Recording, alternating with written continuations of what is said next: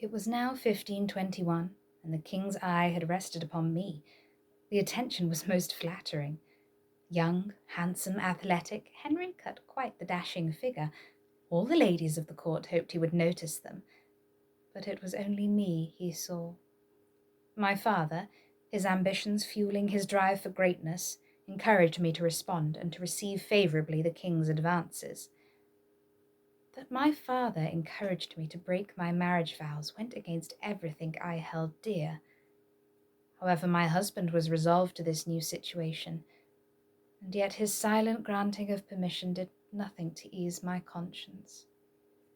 For turning a blind eye, my William was rewarded by our generous benefactor, granted estates, manors, and titles, already a favourite of Henry's, sharing his love of riding, hunting, and jousting.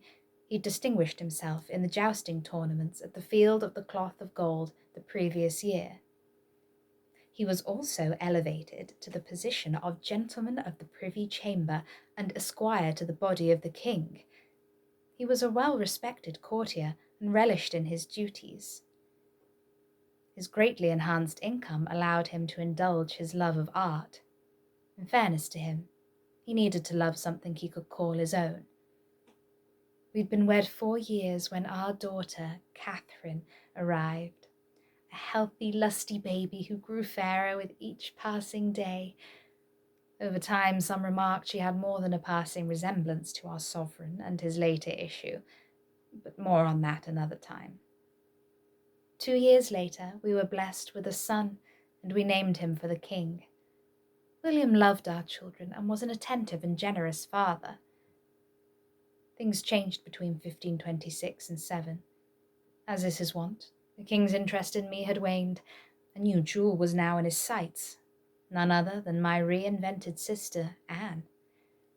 I'd always been considered the prettier of the Boleyn girls, yet what Anne lacked in looks, she made up for in sophistication and intelligence. She'd also inherited our father's ambition. She had returned to England in 1522 and joined me as one of Queen Catherine's household. We had long since lost the close childhood bond of siblings, and so we had little or no interaction with one another. I was, however, aware of her growing popularity, but it was of no matter, until now. When the king showed her favour, like me, she had been instructed by our father to encourage him. Unlike me, she had an altogether different agenda of her own. She chided me, saying that I had given myself too freely, sold myself for mere groats, and now I was ruined, and she valued her maidenhead too highly to be a mere concubine. Did she really believe she had the right to aim for so high a prize? But I will leave her to tell you of her meteoric rise and fall. 1527 also saw the sweat return. My poor William, healthy, athletic, strong as an ox in the field, and he could not be saved. This vile disease does not discriminate.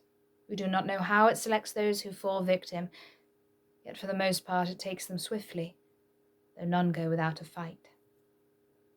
The loss of my husband, my protector, was one thing. That he had spent all of our accumulated wealth and more was quite another. I was left with 2 children, yet without the means to put bread in their mouths. How far I had fallen.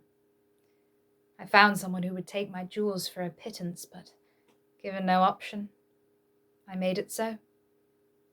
My relationship with Anne was redeemed. The king granted her wardship of Henry, her nephew, my son, and she paid for his education at a respected Cistercian monastery. Anne also secured me a widow's pension of £100 a year, surely saving me from destitution. I was grateful, though more for her compassion than the gift itself. She also employed me at her court, and I was content. Then in 1533 she won her prize, married, crowned queen, and mother to the king's child, all in less than a year, her goal achieved. The name of Boleyn was synonymous with greatness, a name to be respected and revered. So I thought.